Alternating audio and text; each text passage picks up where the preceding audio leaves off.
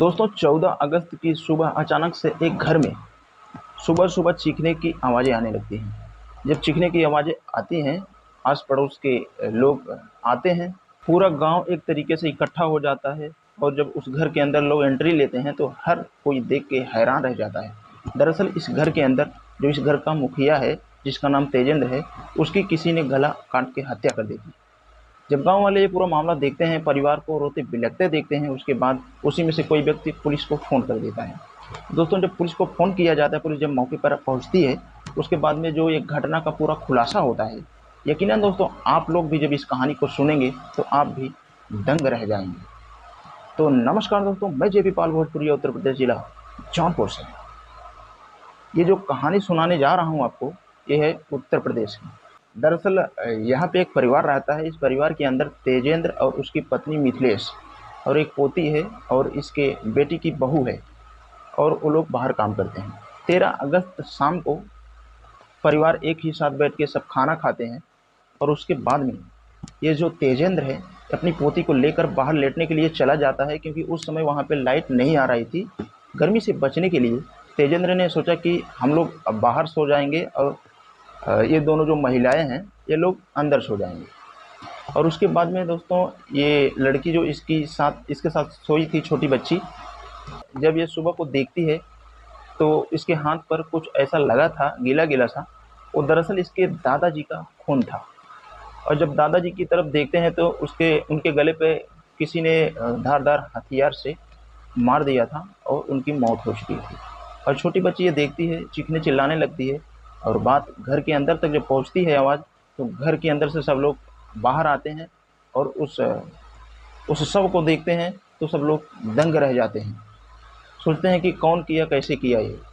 जैसे ही देखते हैं तो उनका माथा ठनकता है। उसके बाद में पुलिस को फ़ोन किया जाता है, पुलिस मौके पर पहुंचती है और सबसे पहले पुलिस उस लाश को अपने कस्टडी में लेके पोस्टमार्टम के लिए भेज देती है। इधर दोस्तों लाश को भेज तो दिया था, लेकिन उसके लिए सबसे बड़ा सवाल ये था कि आखिर इस व्यक्ति की हत्या कौन की। तो पुलिस के मन में बहुत सारे सवाल उठते हैं। पुलिस जो है सबसे पहले घर वालों से पूछना शुरू करता है। दोस्तों जब घर वालों से पूछना शुरू करता है तो सबसे पहले वो उसकी बहू से करता है। वो बहू जो है कोई बात बताने से इनकार कर देती है और तुरंत बोलती है कि मैं अंदर सोई थी, मेरी बच्ची जो है वो बाहर थी, हम लोगों को खुद ही नहीं मालूम कि ये कैसे हुआ। और इसके बाद में जो तेजेंद्र की पत्नी से पूछा जाता है, मिथिलेश से, वो भी यही बताती है कि हमको नहीं पता है ये कैसे हुआ। अब पुलिस के सामने बड़ा सवाल था कि पुलिस करे तो करे क्या, किस तरीके से आखिर कातिल को खोजे। आस पड़ोस के सीसीटीवी कैमरे खंगाले जाते हैं, लेकिन उसमें भी कुछ नहीं निकलता है। फिर उसके बाद में दोस्तों जो पुलिस है ये गुपचुप तरीके से छानबीन शुरू करती है, और इसके बाद कोई व्यक्ति या फिर कहीं से पुलिस को ये जानकारी मिलती है कि जो व्यक्ति है तेजेंद्र, ये अपने ही बेटे की बहू पर गलत नज़र डालता था।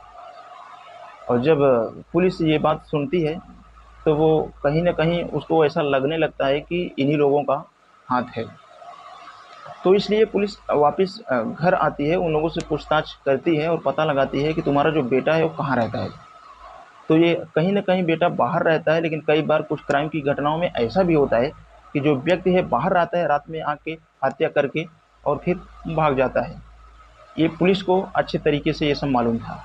अब दोस्तों उस लड़के का पता तो निकाल लिया जाता है और पुलिस जाती है वहाँ पे, पूछताछ करती है। वो लड़का बताता है कि दरअसल मैं तो यहाँ से गया ही नहीं हूँ।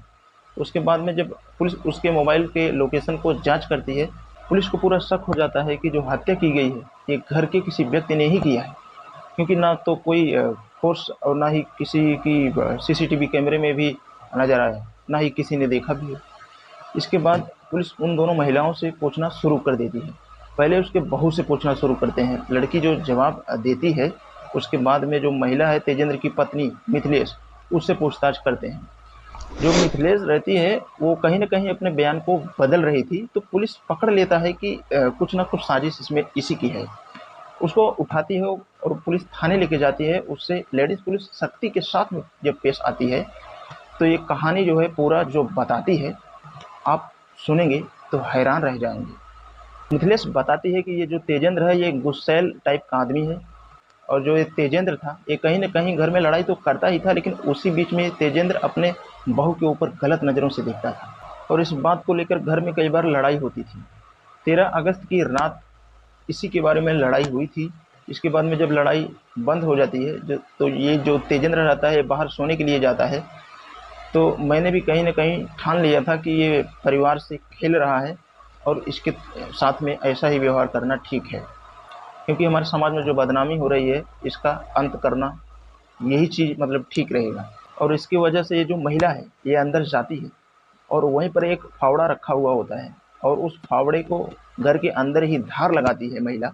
उसके बाद में बाहर जो तेजेंद्र सो रहा होता है उसकी गर्दन पर कई सारे वार करती है, जिसकी वजह से उसकी वहीं जगह पे ही मौत हो जाती है।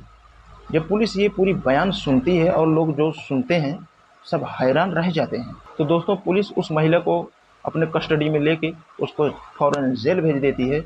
अब वो औरत अब गलती थोड़ी सी की थी लेकिन अब पूरी ज़िंदगी जेल में ही गुजारेगी। दोस्तों ये कहानी सुनाने का उद्देश्य आपको जागरूक करना है, न कि किसी की भावनाओं को ठेस पहुँचाना। तो आपका क्या राय है? आप वीडियो के ज़रिए क्या कहना चाहते हैं? आप कमेंट बॉक्स में अपनी राय दे सकते हैं।